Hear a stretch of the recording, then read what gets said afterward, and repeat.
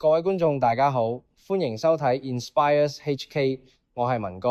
我哋呢個 channel 一向都係用主流媒體較少講嘅角度去分析各種社會現象同民生議題，講一啲社會實況。記得幫手 subscribe、like、share， 仲可以 follow 我哋嘅 Facebook page。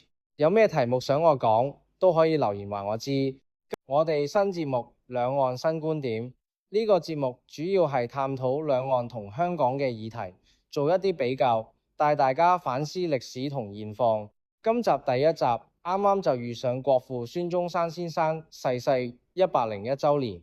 孫中山先生由伊人走到伊國，推翻滿清，建立中華民國。佢嘅革命精神至今仍然影響深遠。最近香港孫中山紀念館舉辦咗從伊人到伊國粵港澳孫中山文物展，呢個展覽係巡迴展，之前喺中山、澳門都有展出，香港呢個場地就更加有特色，因為孫中山紀念館本身係金堂弟，屬於河東家族成員嘅舊居。河東家族當年亦支持過孫中山嘅革命工作，附近仲係孫中山當年喺香港活動嘅主要範圍，所以被規劃成孫中山史蹟徑。附近教會亦係佢受洗嘅地方。我自己都有去過紀念館，仲同職員傾過偈。不過展品係禁止拍攝，所以部分畫面我會用返上年喺澳門博物館參觀時影嘅。兩地展出內容有啲相似，但亦有唔同嘅地方。另外，台灣陸委會管理嘅澳門方面，今年都有舉行悼念國父逝世嘅活動，顯示粵港澳三地對孫中山先生嘅尊重。孫中山先生最初嘗試過和平改革，但屢屢碰壁，最後意識到要改造中國，必須先行革命，推翻腐敗無能嘅清政府。粵港澳因為地緣、人民同經濟優勢，成為佢革命活動嘅策源地。佢喺呢度成立咗興中會、同盟會，策劃武裝起義。武昌起義成功之後，粵港澳各界都積極回應同支援。100年前，香港係中國大陸通向同了解世界嘅窗口。100年後，香港亦係對外開放嘅出口。本來可以透過經濟制度改革，逐步推動政治制度改革，令中國走向現代化。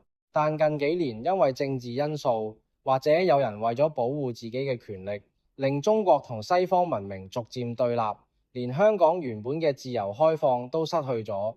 一直以嚟，香港同內地都有聲音希望推動政治改革，尤其係普選同民主選舉。但現實係呢啲訴求似乎越嚟越難以實現。相比之下，台灣嘅民主制度不斷進步，政黨輪替、三權分立、言論自由。台灣嘅民主制度推動咗經濟、科技，例如 AI、晶片產業同國際交流，顯示政治改革同經濟進步係互相掛鈎，令佢哋嘅社會同經濟都可以持續發展，仲同國際保持緊密交流。孫中山先生講過，革命尚未成功，同志仍需努力。今日回望，無論係兩岸定係香港，都仲有好多值得深思嘅地方。香港由昔日嘅窗口變成今日嘅封閉，台灣則走出咗另一條道路。呢啲對比正正係我哋兩岸新觀點要探討嘅核心。呢度係 Inspires HK， 我係文哥，記得 subscribe、like、share、comment， 令社會更多人關注，支持我哋繼續發聲。遲啲我哋再探討更多議題，下集再見。